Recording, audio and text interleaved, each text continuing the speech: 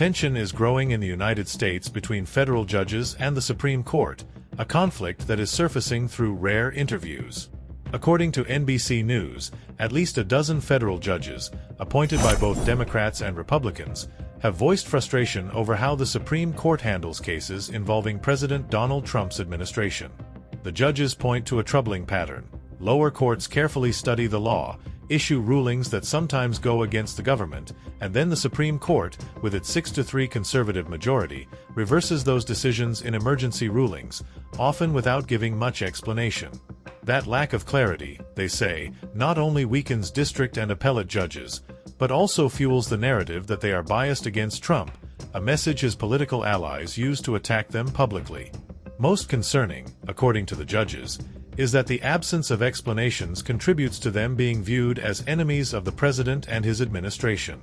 Many have received bomb threats, violent messages, and harassment targeting their families. The U.S. Marshals Service has had to open hundreds of investigations into these threats, which continue to rise year after year. The critical point is the so-called shadow docket, the Supreme Court's mechanism for making rapid decisions without detailed arguments.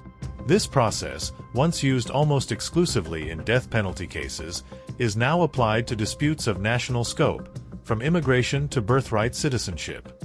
And here, the Trump administration has enjoyed a remarkable streak. Out of 23 requests filed during his term so far, the court has sided with the government 17 times, often with rulings of barely 1 or 2 pages. Voices like Justice Elena Kagan's have publicly warned that these decisions leave lower courts in the dark, unsure how to apply the law. Others, however, argue that the Supreme Court has the final word and is not obligated to justify every move. What's clear is that the relationship between the Trump administration, federal judges, and the Supreme Court is facing one of its most fragile moments. And amid the growing threats, several judges have already warned, if nothing is done to stop this climate, the situation could have fatal consequences.